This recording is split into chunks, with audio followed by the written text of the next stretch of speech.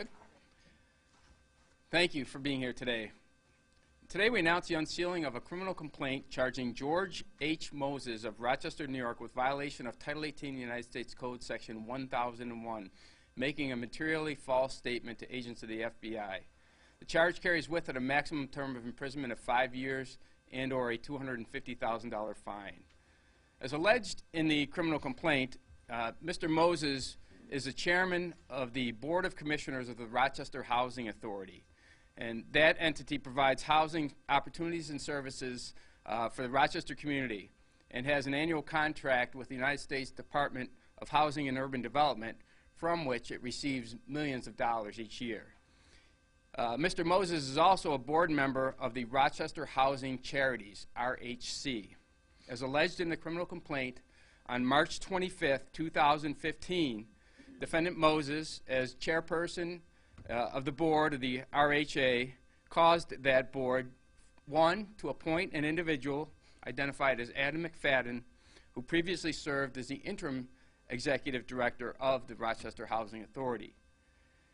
He appointed the board appointed Mr. McFadden as one of 3 new board members of the Rochester Housing Charity, RHC. At that meeting, Defendant Moses also caused the board to approve a $300,000 loan from the Rochester Housing Authority to the Rochester Housing Charities. Thereafter, on July 7th, 2015, the Rochester Housing Charities entered into an $87,500 one-year contract with an entity known as Capital Connection Partners, CCP, which was a DC consulting firm, to perform various services on behalf of the Rochester Housing Charity.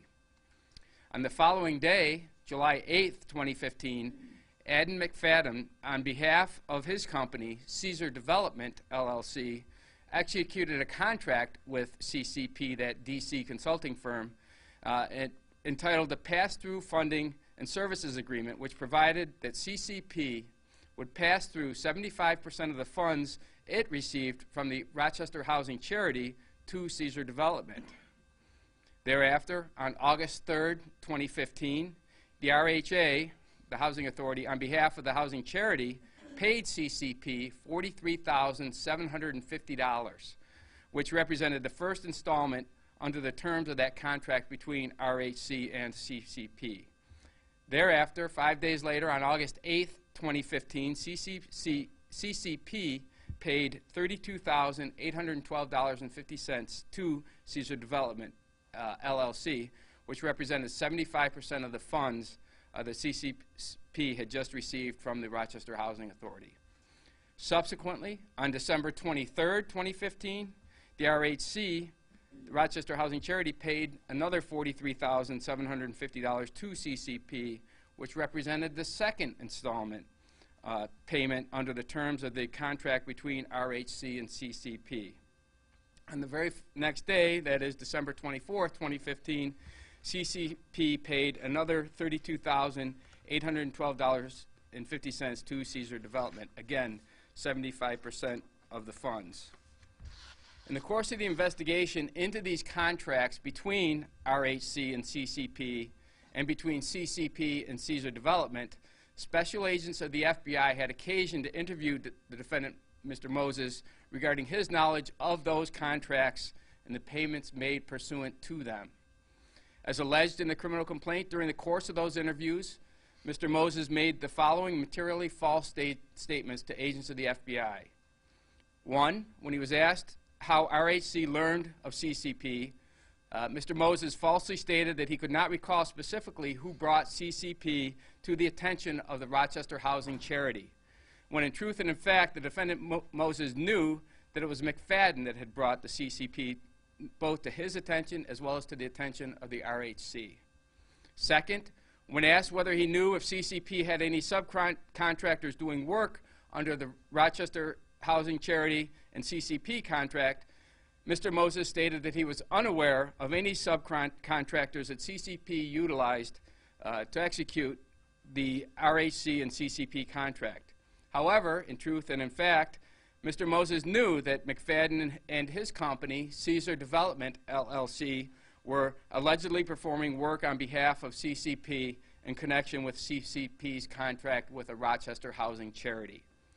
Third, when told that Mr. McFadden and his company received money from RHC and the CCP contract, defendant Moses stated that he was surprised that McFadden and Caesar Development had received such money, when in truth and in fact, defendant Moses knew full well that McFadden and Caesar Development had received such money.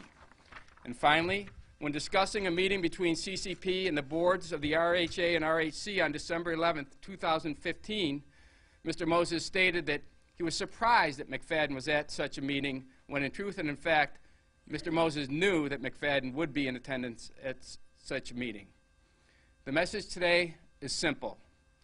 It is appropriate for both law enforcement and taxpayers to expect honesty from the public officials who desire to serve them. Today's charges demonstrate the strong consequences that will follow when public officials fail to tell the truth. With that, I'd like to introduce Special Agent in charge of the Buffalo Division of the FBI, Gary Lofert. Thank you, Mr. Kennedy. Excuse me. Good afternoon, everybody. Today's arrest of George Moses is proof that it's not okay to lie to the FBI. In fact, it's a federal crime, and for good reason. People may wonder why lying to FBI agents is potentially criminal. Why is it so egregious that it would rise to the level of violating federal law? The bottom line, the law is based on a simple premise. When the FBI was established in 1908, the agency was created to see that the rule of law, as written by the people, was adhered to. The FBI is always focused on the facts to get to the truth. When someone makes false or misleading statements to federal agents, it can cause an investigation to go in a variety of misguided directions. Those false statements can delay fact-finding and impact innocent people. Today's complaint, like other recent cases, highlights a common theme, that crimes driven by greed are particularly common. Here in Rochester, we've seen greed make people do some strange things. There's an old saying that greed can sometimes make you poor. I believe that's true. Anyone who chooses legal profit over good, old-fashioned principle, should consider today's charges. Thank you. Mr. Kennedy? And I would just also like to acknowledge the tremendous work done by Supervisory AUSA Rick Resnick, who's standing to my right. He's the chief of our general crimes and white-collar crime section here in the Rochester office of the U.S. Attorney's Office, and he's personally handling this matter. So with that, if you have any questions. Yeah, is there anything wrong or shady about the way these contracts were handled? Moses is charged with, making false statements, but let's get into the contracts. Is there anything wrong with how this was done? The investigation into these contracts is continuing. Is that the focus of your investigation, these contracts? Everything is the focus in terms of, we're looking at all aspects of this matter, and we're going to continue our investigation. So we'll see more charges coming? I won't predict anything. We're going to continue to take the evidence where it leads us. How about Mr. McFadden? Again, we're going to... But is he charged with anything? Will He is not charged with anything, and we're continuing our investigation. So you will be looking into the contract? Yes. But is that the focus? What drew your attention to these contracts? What started all this off in the first place? Again, I'm really not going to get into the predication of this investigation, other than to say that, as I've indicated, it's been going on for some time, and obviously today's charges show that we've taken a variety of investigative steps, including interviews and other things, and we're going to continue to take those steps in furtherance of our investigation. So just to be clear, Adam McFadden was sitting on the board of this subsidiary of RHA. So he would have knowingly then funneled the money through this contract to his own company. I'm going to defer to Mr. Resnick on some of the specific facts. Your question was whether Mr. McFadden was on the board? No, he was not. Okay, because the press release says that he was appointed. Yeah, that is a typo. Okay. It should say Moses was appointed. By RHA appointed Moses to be on the board of the RHC. So McFadden was not on any boards at the time No, he was not. Okay. So what potential legal activity are we talking about? I know lying is obviously a crime, lying to the FBI, but the funnel of money here, I mean, that, what happens with that? Obviously, when public funds are at risk, I mean, we investigate the manner in which they're spent and that they're spent appropriately, and that's what the question alluded to earlier concerning these contracts. Our investigation is continuing in that regard. Can you go back then over that third paragraph? Mr. Reggie said there was a typo in it. So it says Defendant Moses is chairperson of the board of RHA, caused that board to appoint Adam McFadden, who previously served as interim executive director of the RHA. Is that not the case? That's confusing. Okay. That's more than just a typo. Okay, no, I thought the question was whether McFadden was on the board of the RHC. Correct. Okay. That is the question. Okay, he was never on the board of the RHC, to our knowledge, Mr. McFadden. But it says. Okay, there's a full paragraph This that third says that paragraph he is very confusing one. Okay, and if you want me to look at it, maybe I can, I'm sorry. The former director of RHA, for a short Interim time, director of RHA. but never on the RHC. Yeah, it should say to appoint himself, Moses, as the RHA, as one of the new RHC. Yeah. But it was McFadden who was previously interim executive director? That's Yeah, correct. prior to this time. Prior to that, Yes. but specifically, what this should say is that Moses was named as one of the 3 new board members of the RHC. Yes. And to clarify, the contract between McFadden's company, Caesar Development, and CCP, that contract didn't have, the RHA or RHC had no role in executing that contract. That's a contract between 2 private entities, right? Caesar and CCP. Yeah, what's stated in the complaint is the RHC entered into a contract with CCP, Right. and then Caesar Development, which is owned by Mr. McFadden, entered into a contract with CCP. Right, but RHC did not oversee the execution of that contract. That was just CCP and Caesar, correct? Yeah, I'll just stick with what I said. There's 2 contracts, and there's CCPs in both of them, one with RHC and one with Mr. McFadden's company. But there are allegations. RHC have had oversight of that contract, is that allowable under the rules? We're still continuing that in our investigation. That's, Are we talking kickbacks here? As I said, our investigation is ongoing. We're not going to characterize the facts at this point. We're going to continue to investigate, collect facts, and apply those facts to the law. Could you specify what work CCP and Caesar Development did for RHC? At this point, I'm not going to get into that. Follow-up question, what business, what is the nature of Caesar Development's business? Again, we're not going to characterize what the nature of the business of Caesar Believe Development anyone was. done for the money. Again, our investigation is ongoing, and we're looking into both of those contracts. Can you say what the money was connected to as a part of a possible development or anything like that? I mean, what was it tied to at least? Again, we have the contracts at this point. We're looking into both their terms and what, if anything, was done pursuant to them. Is it fair to say that the people, all the people associated with those 2 companies, Caesar Development, CCP, also could be subject to investigation? Everybody at this point who was involved in these series of transactions set forth in the criminal complaint would be within the purview of the investigations being conducted. Have you interviewed McFadden? Again, I'm not going to comment on what specific investigative techniques beyond what's contained in the criminal complaint. Have you found any additional contracts between RHA, RHC, either of those entities, with Adam McFadden's company? Again, we're limited to what's the information that's contained in the criminal complaint. Well, what exactly do you think he did wrong? He lied to the FBI. He being Mr. Moses, lied to the FBI. But were there other contractors that were trying to bid on this, whatever project, if it was a project? Again, I'm not going to get into any evidence. I'm limited strictly to the information contained in the criminal complaint. I guess the tough part for us is we're not seeing a motive to his lying at this point with what we've got in front of us. Okay, well, again, I'm sorry, I can't help you out, Spell but it out for right, us. no, What we're asking you to right, do. yeah, no. Help us help you. Well, I thought I laid it out in terms of the contracts and our investigation into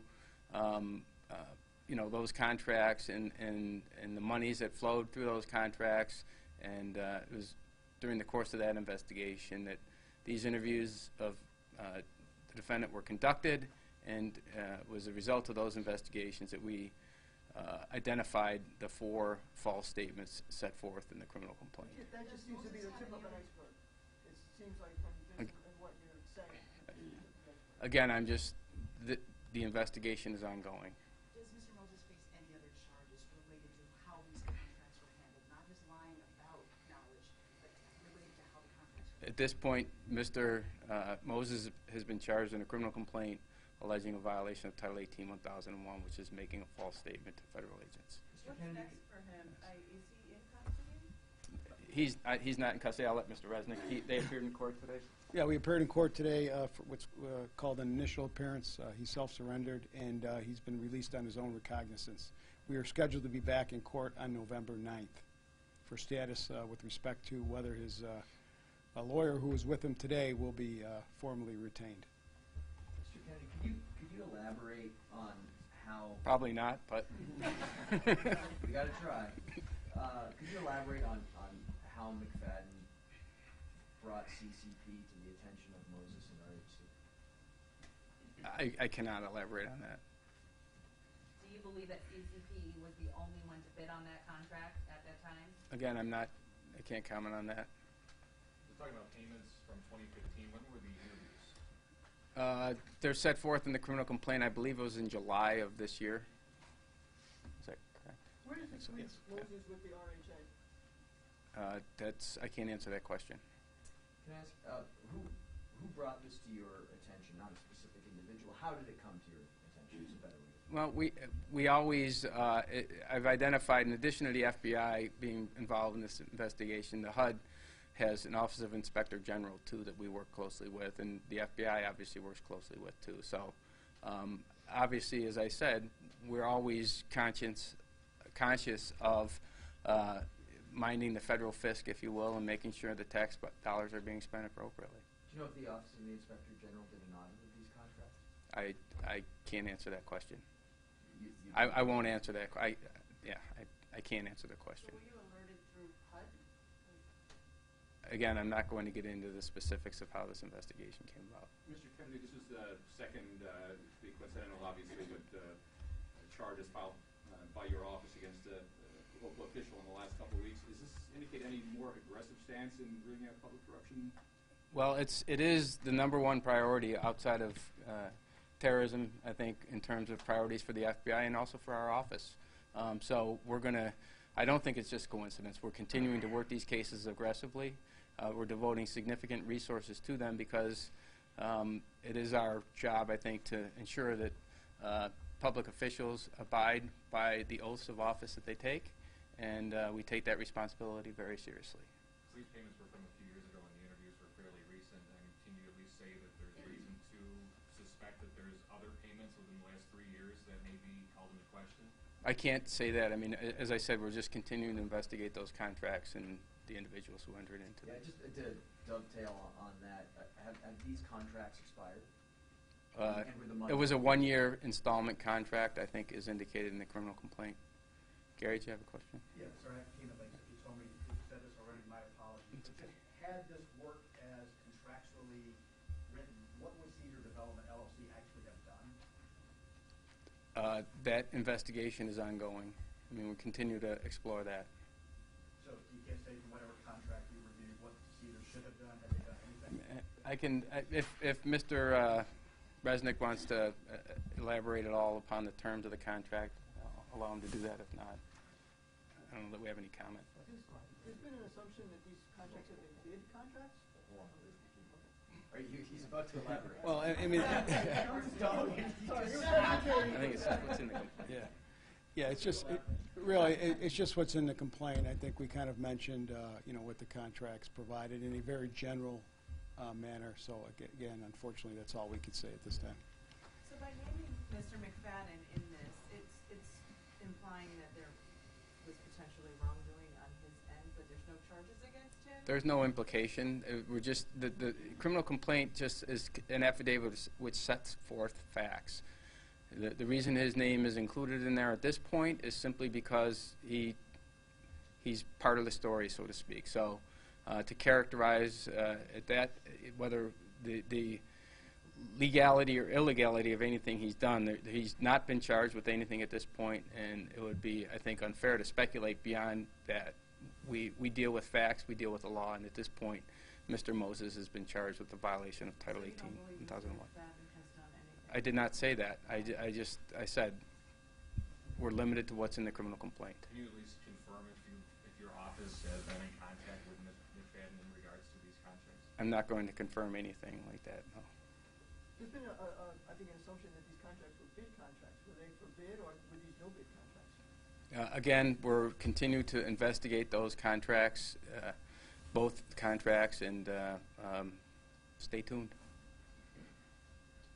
Thank you. I heard it was November 8th he's back in court, or is it the 9th?